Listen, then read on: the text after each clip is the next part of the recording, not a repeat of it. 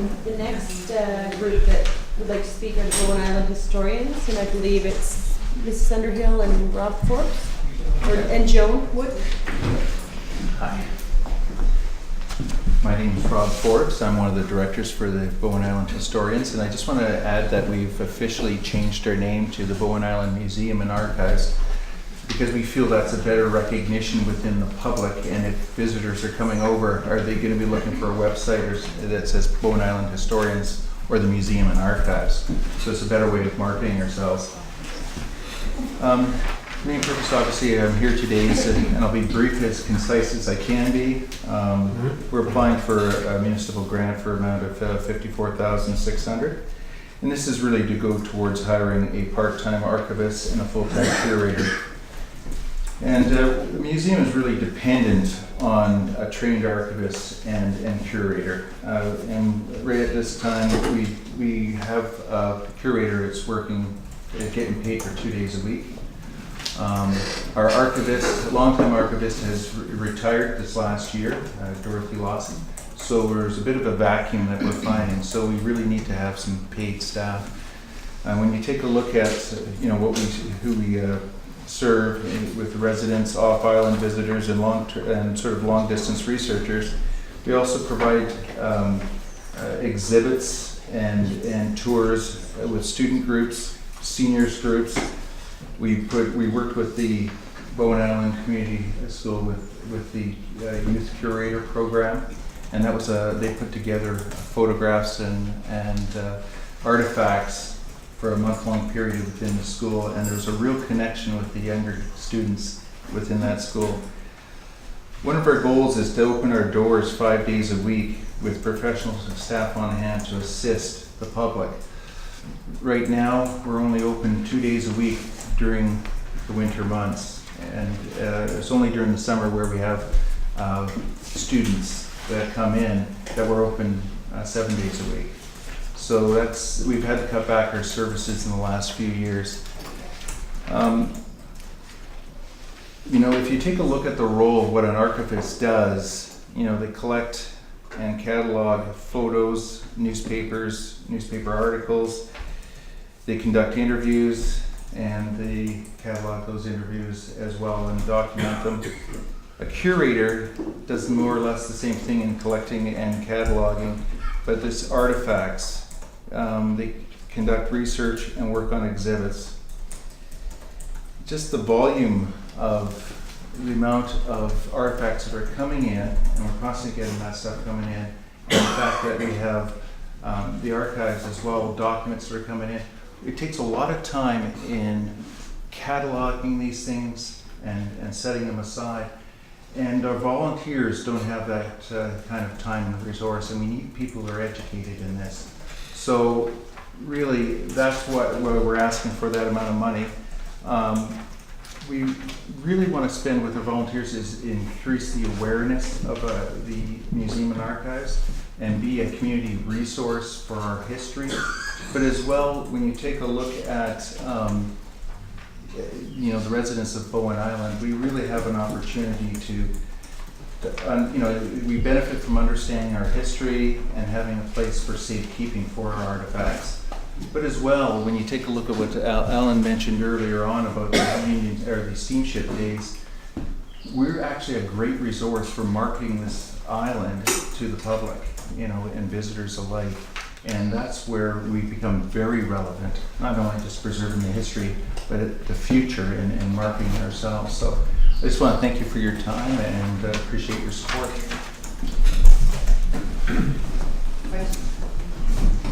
The next group to speak is the Bowen Island Football Club, and we have Deborah Stringfellow.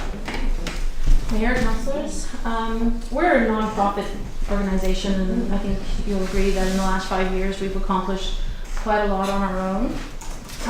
But we were asking for some support to purchase 2 12-foot benches, essentially European-style shelters. It's a bench with a top on it to go on the west side of the turf field where the indents are on our field. Soccer, we play rain or shine, and we're very exposed right now to the elements. We don't have changing rooms. The school on weekends is locked up, so having the shelter part was important to us. Also, we're going to be playing more league games and hopefully hosting more league games. So, having the benches there for parents and grandparents to support their kids would be really, really great. We needed to find something that was quite solid for safety reasons. Being on the school grounds, the kids climb all over the fence and everything. So we wanted something that was really solidly made if we're going to have a top to it. So that's why we kind of chose this brand. And also, basically, anybody who uses the turf field will be able to use these benches. Right now, a lot of our resources and our fundraising efforts will be going towards the field expansion project. So any support from you guys would be really great, so that we can kind of move on this sooner rather than later. Thank you. I have a question. How many people are in the club itself, like members? Are you referring to children and adults that play, or volunteers and coaches and everything? Everything. We're looking around the 300 mark. Our co-ed league has been increasing. I mean, we have 12 teams right now, so it's 100 plus adults, 16 to adults. So, that kind of bumps up the numbers. But yeah, we have a huge following. Okay. And it's about 220 players, somewhere around there. Yeah, around 250. It's on page 68. I can't remember Last exactly. page of their applications.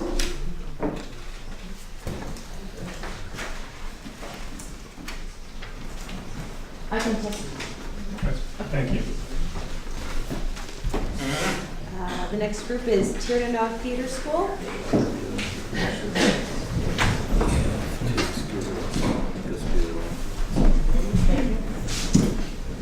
Hello, I'm Jack Headley, to speak for the Tir-Na-Nog Theatre School. Jack, could you hold on 1 second, please?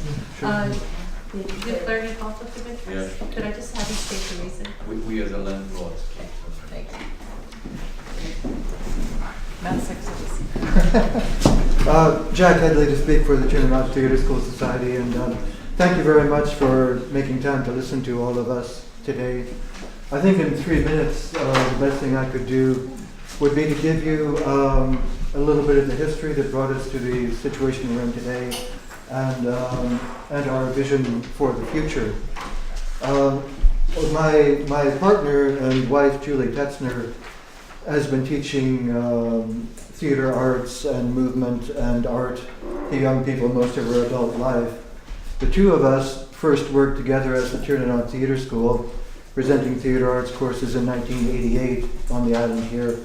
And that year we did a play with 12 kids, and we decided that we would produce that play under professional circumstances, as if they were professional actors doing the play.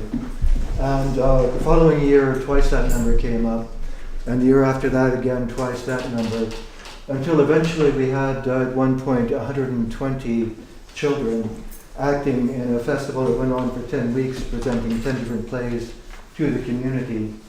And the more we worked with young people in this respect, the more we realized what an important and beneficial thing it is for young people to do this kind of activity. And that the growth of the thing has been driven entirely by the energy and enthusiasm of the young people in this community. And we realized that if this were to continue into the future, even beyond what we can do, there would have to be a practical and affordable place for this to happen. So in 1995, we got together with some friends and acquaintances and incorporated the Tir-Na-Nog Theatre School Society as a non-profit and a registered charity.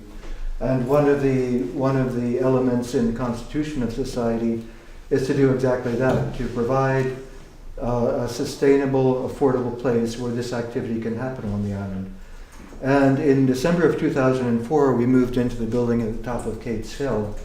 And the Theatre School Society has a 99-year lease on the building, the terms of which are that the Theatre School Society will pay a mortgage on the construction cost of the building, and once that is paid, then that building will be available for young people in this community to do theater at the nominal cost of $1 a month for generations and generations to come, for the duration of the 99 years. And that is our hope for the future. That's the legacy we would like to leave this community. It's one thing we're working toward.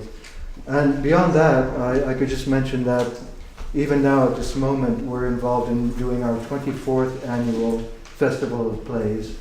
And this morning, we had 80 children from the community school up in the theater watching their contemporaries do plays. Last Tuesday, we had 80 children from all the various learning communities on the island, again, watching their contemporaries do plays.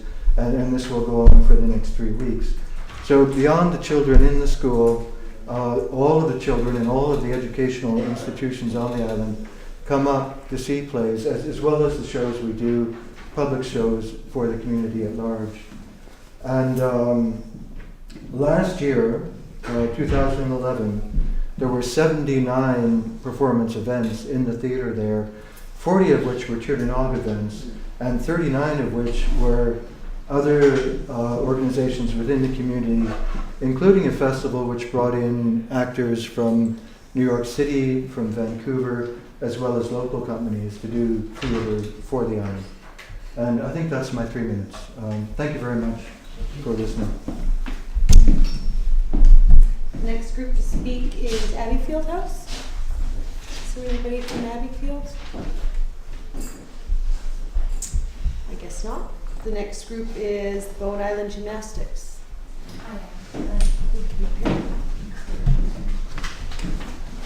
Good afternoon, council members and mayor and audience members. I'm a gymnastics mom. My name is Cheryl Aman. I'm a mom of one of the 8-year-old gymnasts on the island. I'm also the president of the board. So I'd just like to briefly profile our organization and explain what we would like support with and sort of the basic structural reasons for our need. Our organization serves mostly families and children on the island. So speaking to a comment made earlier this afternoon, I don't feel we're asking for handouts or that we can just ask the users to pay. My daughter is not able to pay for her gymnastics training. She only has 97 cents. So I'm here to do what I can to make the facility operate and have the equipment available for the families who are in the same position I am as a family here on the island. If I want my kids involved in recreational activities, athletic activities, sports activities, arts activities, it is awfully nice if I don't have to leave the island by ferry every afternoon and I can find the support within my own community and my children can develop with their own peers here on the island. So this is one part of this equation I feel quite passionate about. This is one activity, like soccer, that is actually occurring on the island, the same place where I have my home and where my children live. And that's very important to me as a parent here on the island, that I can access these, that's somewhat affordable for our family to make that commitment for our kids. Gymnastics here on the island, it involves about 100 children for every session we run. Our youngest gymnast is 15 months old, that's what our coach just told me, and our older girls are 16 years old, so it runs a whole range of ages. It runs a whole range of interests. There's a recreational component to it as well as a more competitive level if the girls are interested in pursuing their development in that regard. And all of these children and teenagers and preteens work in the same environment. They see one another, they're inspired by one another, they role model for one another. The older girls, we help them with their coaching training, so they give back to the younger gymnasts. They're involved with coaching on the weekends with the preschool set and the tiny tots, and that was one reason I was drawn to this organization. It was quite inspiring for me to walk into the gym and see so many families and so many different types of people all working in the same environment. We do a lot of community events as well. We're involved in the parade at Bowfest, and we have Canada Day display and Christmas for kids for the rec Center organized that. Our gymnasts wanted to contribute to that, so we do. We offer year-end shows and summer camps. We offer Pro D camps. We're trying to design some programs that will benefit athletes and other sports, because I'm not sure if this would mean anything to anyone, but gymnastics is considered by Sport Canada to be a foundational athletic activity. So we feel we want to share the expertise and knowledge that we develop in the gym. So basically we're trying to serve the groups we have, which are the young set, the recreational set, the Pro D set, the summer camp set, and the comp set. But we're doing it in a kind of a vacuum. We don't have our own facility. We're kind of poor cousins that have to borrow from the school district and pay whatever rents that they require. And again, that's through the pockets of the parents and any fundraising we do. We don't have a place to have our equipment set up permanently, so we require adults, volunteers to drag it out, set it up, maintain it, keep an eye on it, and put it all away for hours and hours and hours every week. And this is why we're here today. We feel our equipment is getting well used. If not every child on the island has jumped on it or used it in some way over the last 10 years, and some of it is actually broken down and it's not safe to use anymore. We would like to replace it because there is such a high demand from families on the equipment and the mats and the balance beam and the trampoline and all the equipment that we bring out for the children of the island to use, develop their skills on, and play on. I'm not sure. Is it appropriate for you to ask me questions, or do I just sort of speak to our need, our requirement for support? We'll save the questions for Oh, okay. Okay, so that's basically the profile of our organization and what we were hoping for support from the people of the island today.